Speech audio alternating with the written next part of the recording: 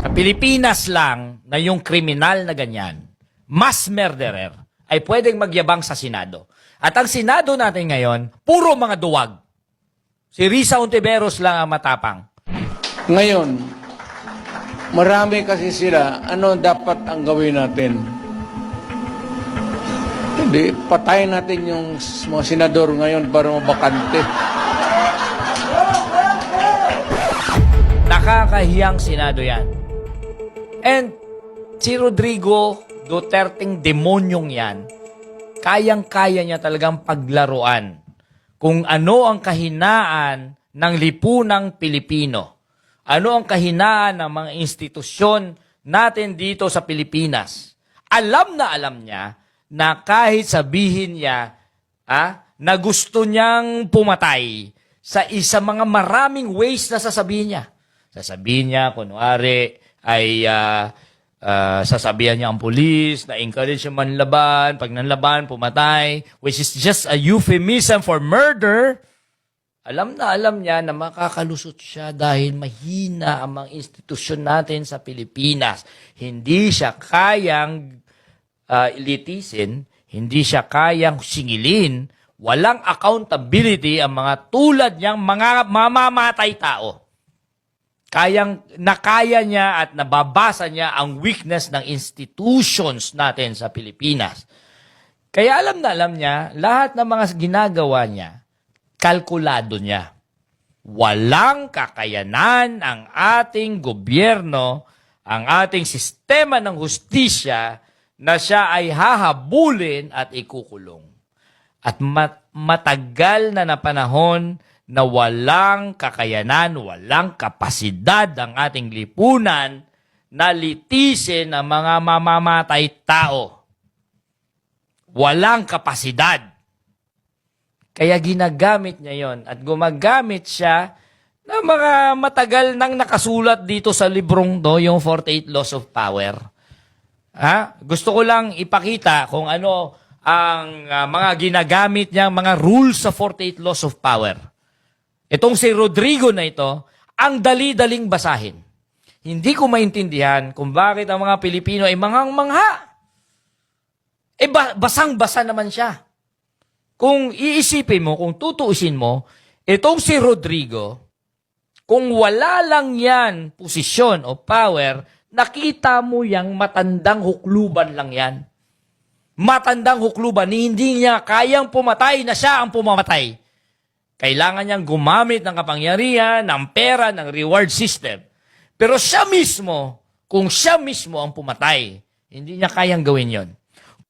Kung siya mismo magtatapang-tapangan, hindi niya kaya yon. Kailangan niyang gumamit ng mga pulis na binabayaran at gagawin niyang killer para magtapang-tapangan. Alam mo yang si Rodrigo na yan, once na kinol mo yung kanyang threat, urong yan. Urong. Anong sabi sa kanya ni Marojas? Sabi niya, suntukan sila ni Marojas. Sabi ni Marojas, suntukan tayo. Urong. Anong sabi sa kanya na gusto niyang makipagduelo sa Davao? Na kinol ang kanyang duelo. Urong. Duwag yan. Gumagamit ng pulis na binabayaran. Kung siya mismo ang gumawa nun, sige nga, tatagal kaya siya? Tatagal kaya siya? Siya kaya magdala ng sariling baril? Siya kaya ang pumatay? Tatagal kaya siya? Hindi yan tatagal. Kita nyo naman ang itsura, di ba? Matandang hukluban. Wala na dapat power yan. Dapat yan ay madali na lang bitayin. Madaling bitayin. Pero kayang-kaya niyang paglaruan ang kahinaan ng ating sistema. Dahil ang kahinaan ng ating sistema ay hindi siya kayang bigyan ng accountability. Dahil inutil ang ating mga institusyon, ang ating mga senado, inutil sa mga tulad niyang ganyan. At nababasa niya ng matindi, nababasa niyang klarong-klaro, he could just run circles around the senators. And he knows, ang mga senador na yan, si Risa Ontiveros lang ang matapang, ang lahat dyan duwag. Duwag. Si Pimentel ay duwag. Si Bato de la Rosa ay tao niya. Si Robin Padilla ay walang alam. Bobo. So kayang-kaya niyang he could run around circles and he could just simply apply yung mga 48 laws of power at pinaglalaruan niya lang lahat. Pinaglalaruan niya and nandirito lahat yan.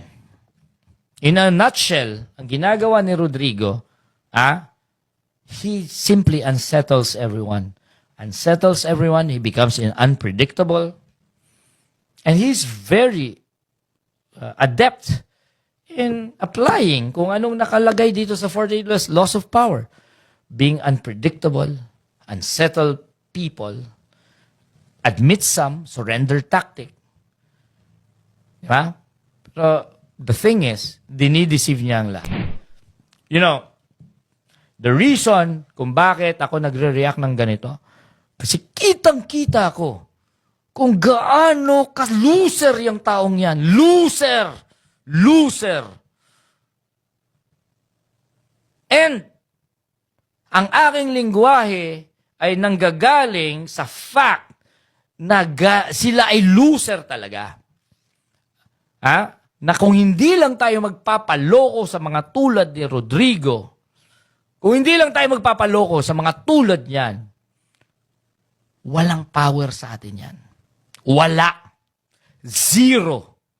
Mamamatay na nga yan eh. Zero. That's the reason why, pagdating sa elite, wala akong keme.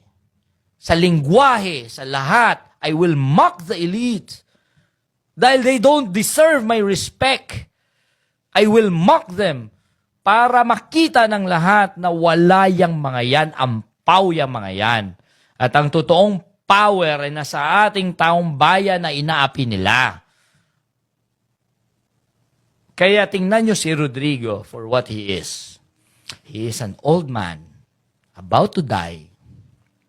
He is not charismatic at all. He does not articulate well. He is kind of cuckoo.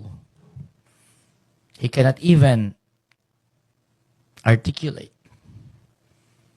And I don't really understand kung bakit sa lipunang Pilipino yang si Rodrigo ay nakakapangloko pa. Hindi ko talaga maintindihan.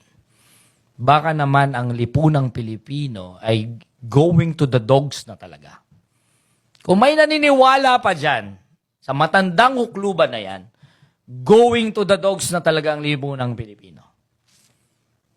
Going to the dogs.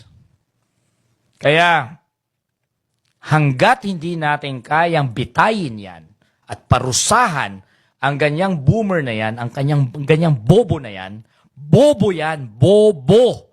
Bobo. Okay? Mamamatay tao yan.